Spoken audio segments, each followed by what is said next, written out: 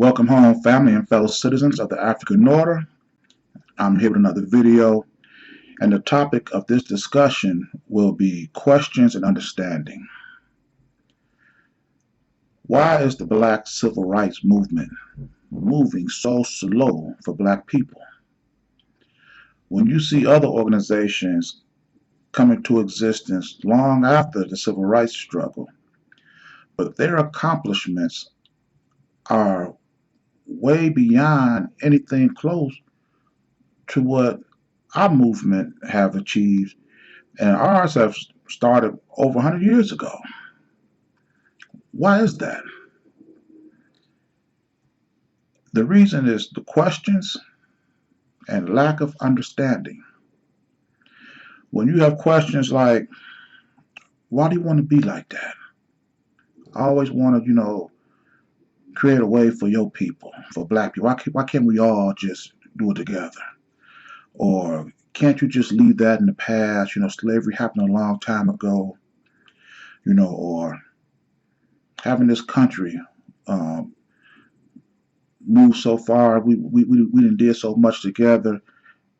Can't you be satisfied with that? When you have questions like that, that tells me you have no understanding of what you're talking about, or no understanding of what problem Black people in this country face. Blacks don't understand that they are being systemically oppressed since 1776, and really prior to that, but we just gonna stick to 1776 to make it easier for some of you. We are the only people who have ever been enslaved that had our enslaver write the laws that govern our way of life. Each branch of this system was built specifically designed to continue the economic, social, political, and judicial imbalance that slavery had brought about. You break a law, you fall right back into involuntary servitude. Not having a job, that was breaking the law. Uh, a newly released slave stepped 1 foot off the plantation onto the sidewalk. He didn't just broke the law. It can immediately go right back into voluntary servitude. No other race of people have ever had to contend with that. Politicians pass these laws. When you look at it economically, the judicial system, politically, were all created to keep us oppressed. All you have to do is have one employer pay you less than what other people are being paid, or charge you more than what other people are buying it, and it leaves you vulnerable to everything. Each system, or each segment of this system, is not technically a system of prosperity. It's a system that's put in place to catch you. You may get past one, but you're not going to get past the other. Or if you get past the first two, you're not going to get past the third. You may be paid less, but if you ever break a law, you're not going to have the economics to get a lawyer, to pay a fine, a penalty, to get out of it. They're going to get you. You ever break a bone, you ain't going to have the money to pay the doctors. This is not a system that uplift people. This is a system that oppress people. If you don't understand that, this is why you ask questions like this.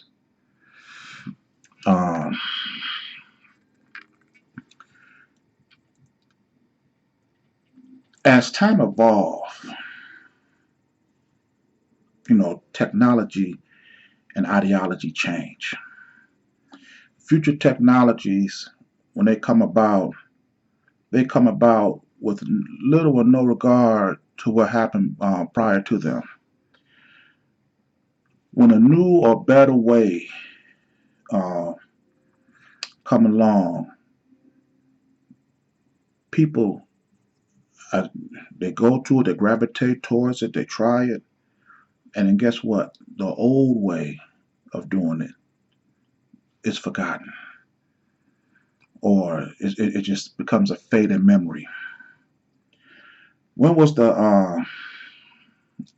last time you saw anybody ride a horse to work, or the last time you decided, never mind, I'm gonna churn my own butter? Um, when was the last time you used a rotary phone? As technology advanced and you start to do things differently than you did in the past, you leave that behind and you don't think about it no more. I saw a thing on Facebook and they had a phone jack plug in the wall, and the girl was looking at it, was like, "What's that for?" She's thinking of all kind of crazy stuff. Had no idea that that's how you used to plug a phone in. It's forgotten. It's ancient, and rotary phones. It wasn't that long ago that we all were using them. But as technology changed, those things go in the past. So my question is, why can't blacks be like that? Why can't blacks look at how we do things today to get along through life and be like, why don't we find a way to work for ourselves as opposed to working for somebody else to do the things that we do to live? And the reason why we don't do that, the reason why it's so hard for blacks to embrace this type of mentality is because unlike all the other businesses that we currently patronize, we for some reason have regret for the past. 300 years ago, yeah, we were enslaved, working for whites, released from slavery, still working for whites. 150 years beyond slavery, we still working for whites. And when you introduce an idea for blacks working for themselves, we have regret. And so, what we nobody else does that but us. And as soon as we understand that, none of these afflictions, questioning why we should do for ourselves, questioning why we can't work for ourselves, no other race of people think like that but us. And why? Because no other race of people came through an enslavement like we have. Everyone else that came out of enslavement or involuntary servitude or whatever you want to call it, they had their heritage intact, their language intact. They had an indigenous land they can go back to. We had none of that. Our land was taken from us or controlled by foreign entities. This is why we are the way we are today. We don't rely on our own people for anything. And as long as we continue going to everybody else for everything we need in life, we will never build a system where we have to rely on each other for these things. And once you start doing that, the old way of doing things will start to fade and the new way of doing things will start to become more brighter and more relevant to us. There will be no black on black crime if we built our own way of life where we had a community of people and a community of businesses and industries that all work together. Where we had stores in our community that hired our children owners of these businesses stayed across the street from us.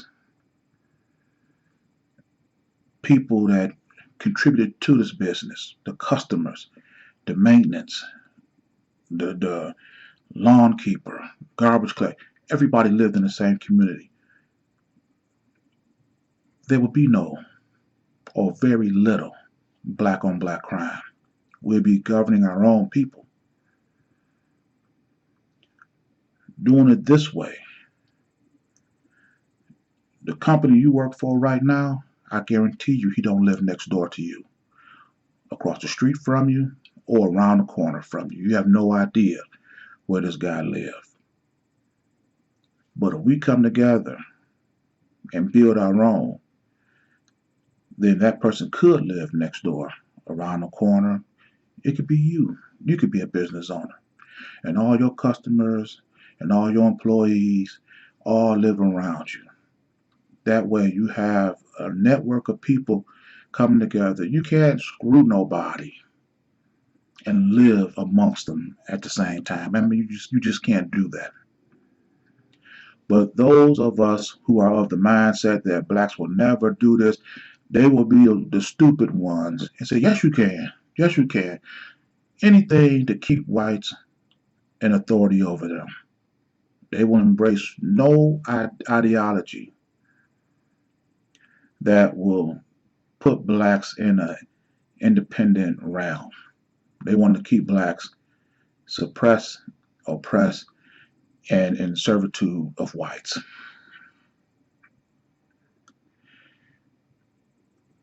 And the thing is, when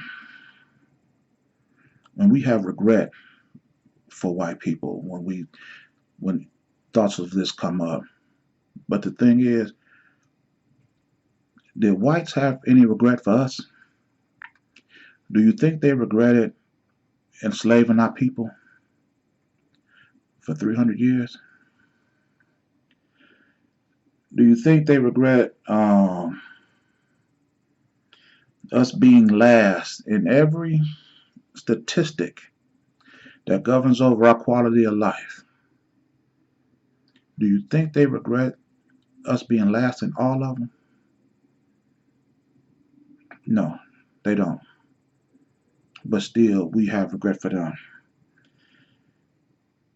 A leader today, you cannot lead a people, you cannot lead businesses, you cannot lead industries today if you hold an affinity for the past.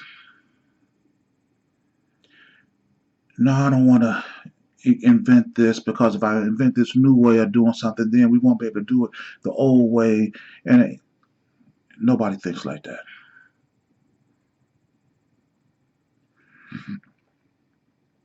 I'll never be a leader, or a leader today should be more ambitious than the leader of yesterday. I do these videos because this is my way of putting out there my thoughts, my direction for my people, so that if you ever see me on TV and they see or they ask me, do I speak for my people? I want you to have confidence and comfort knowing that I'm going to speak on your behalf unapologetically, and you're going to be represented well. I'm not afraid of these beasts. I'm trying to liberate my people. I don't care about hurting nobody's feelings. I feel as if I'm on a mission. I have a purpose in life, and this is what I'm going to do until I can't do anything else. And that's liberate my people. As a new leader, I will never ask my people to integrate with our enemy. I will never ask you to forgive our enemy. And I definitely want to ask you to love our enemy. We got to think above these things. And we cannot move ahead loving, forgiving, and bringing along our enemy with us. If we just do these things for ourselves, we'll build a new way that will erase the old way. Just think about it. Did Amazon build a way for Kmart and Sears and Roebuck? Did Netflix, did they bring Blockbuster along with them? When are we going to build our way, our system, and leave this old one behind? These new technologies come along not endearing the past. They came along to erase the past. That's the old way of doing things. And I'm telling my people today that today our new way of doing things should be working for ourselves, creating jobs, businesses, and industries for our people. That is the new way. Before I end this video, let me piggyback on one more thing. Blacks working today for whites should be frowned on like it's like, never mind. I'll wash the clothes in a bucket and then hang them on the clothesline to dry. I don't trust no wash and dry machine. No, I'd rather lick the stamp than use the sticky ones. I don't like getting that glue all on my fingers. Or blacks building their own businesses and industries. No, that's too easy. I'd rather compete. Do you see how stupid that sounds? Let's get smarter than that, people. I'm going to end this video here. If you like this message, please share this message. And with this video, as with all my videos, it is for the complete liberation of my people. And I'll see you in my next video. Ashe.